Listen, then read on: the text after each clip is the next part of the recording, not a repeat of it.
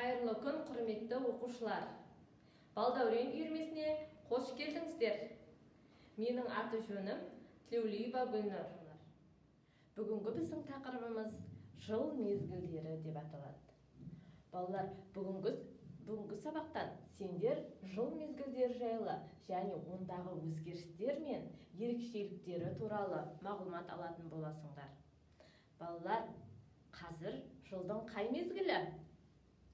Дұрыс, көктем екен. Көктемде гүлдер, ағаштар бүршік жарады, күн жылына бастайды. Балалар, қазір сендерге жыл мезгілдеріне байланысты жұмбақ жасырып көрейін. Соны барлығымыз бірге табайық. Жарай ма? Ал болай болса кеттік. Шанамен зырлап желетін, шаңқы коньки тебетін, аққала жасап ойнайтын қай мезгіл деп ойлайсың? Жарайсыңдар балалар. Бұл сендердің сүйікті мезгілдерің десе де болады, бұл қыс мезгілі екен. Даланы қараңдар, қар жауып тұр. Аққала. Көрдік пе? Қыста қандай мейрамдар бар балалар? Дұрыс, жаңа жыл бар, Дұрыс, сендердің сүйікті мерекелерің. Келесі, бұлтты айдай желдеткен, нөсерлеткен селдеткен, шалшық кешіп ойнайтын қай мезгіл деп ойлайсың? Дұрыс балалар, бұл көктем мезгілі екен. Қараңдар, ағаштар бүршік жарып тұр, гүлдеп жатыр. Біз көктемде не істейміз? Егін еге бастаймыз, Дұрыс балалар. Келесі, қойның толы жеміске, көк майсалы егісте, көбелек қуып ойнайтын қай мезгіл деп ойлайсың? Қай мезгіл деп ойлайсыңдар? Дұрыс балалар, жаз мезгіл екен, Жазда сендер не істейсіңдер? Дұрыс, жазғы каникулға шығады екенсіңдер. Қараңдар, көбелектер ұшып жүр. Дала деген жап-жарық, күн жарқырап тұр екен, балалар, Келесі, жиып теріп болатын, қамбаға астық толатын, қызыл қырман ойнайтын қай мезгіл деп ойлайсың? Дұрыс балалар, бұл күз мезгілі екен, Күзді балалар жомарт күз деп атайды екенбіз. Неге? Себебі барлық астықтар піседі, Келесі балалар, енді осы жыл мезгілдеріне байланысты ертегі тыңдап көреміз бе? Ал олай болса, ертегі көрейік. Ертеде Ғасыр деген бабаның жыл атты жалғыз ұлы болыпты. Жылдың екі ұлы, екі қызы болыпты.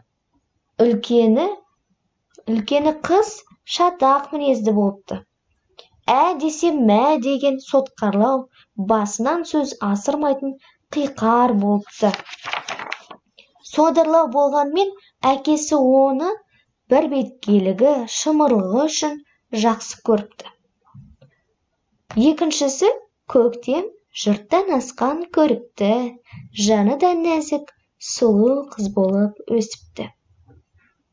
Нені болса да шын жүрегімен қабылдайтын, сезімталдығы мен көркемдігі үшін оны бәрі жақсы көреді екен. Үшіншісі жаз, әпкесіне қарағанда ашық, жарқын, жайдары мінезді, көңілді қыз болып өсіпті. Ол аузын ашса, көмейіне көрінетін адалдығымен, таңғы шықтай мөлдір пәктігімен көпке ұнатты. Ал ең кенжесі күз өте ерке болып өсіпті. Сәл нәрсеге болар ренжіп, бұртиып қабағын түйе қалады екен. Кейде балаларға өкпелеп, әрең іркіп тұрған көз жасын тыя алмай, төгіп жібереді екен. Әйтсе де күзді жомарттылығы үшін, ақ көңілділігі үшін бәрі де ұнатыпты. Балалар, қазір ойлантап ойынын ойнап көрейік, Балалар өздерің сияқты әртүрлі киініп алған екен. Бұл қай мезгілдің киімдері деп ойлайсыңдар? Мінекей, қолында қол шатыры бар, үстінде курткасы бар, аяғында етігі бар, жаңбыр жауып тұр. Қай мезгіл балалар бұл? Дұрыс, көз мезгілінің киімі екен. Келесі, нағыз қандай ойын ойнап жүрер, үстінде жеңіл киімі бар. Бұл қай мезгілдің киімі? Дұрыс балалар, бұл жаз мезгілі екен. Келесі, қолында кішкене қайығы бар екен, қолдан жасаған. Гүлдер шығып келе жатыр, үстіне қыстағыда емес, жеңілдеу киім киіп алған. Бұл қай мезгіл балалар? Күн жылып келе жатқан мезгіл.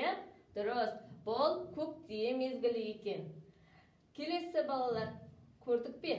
Қалың киініп апты, басында бас киімі, мойнында шалмасы бар, қолында қолғабы бар. Аққала жасайын деп тұрған сияқты бұл бала, қай мезгіл? Дұрыс, қыс мезгілінің киімі екен.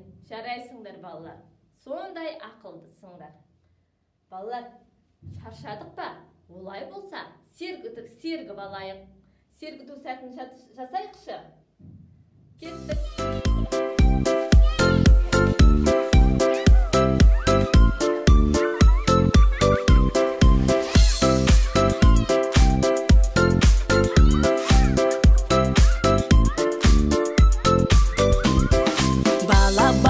Балапан, қане қайсы алақан, саусақтарың айбат, былай ойнат. Балапан, қане қайсы алақан, саусақтарың айбат, былай ойнат. Бір қадам алға басамыз, алақанмен соқ. Бір қадам артқа басамыз, аяқпенен топ. Бір қадам алға басамыз, алақанмен соқ.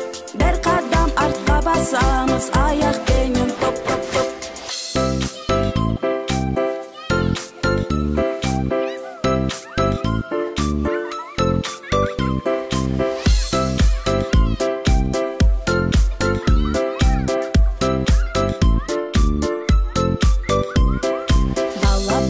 Балапан, қане қайсы алақан, саусақтарың айбат, былай ойнат.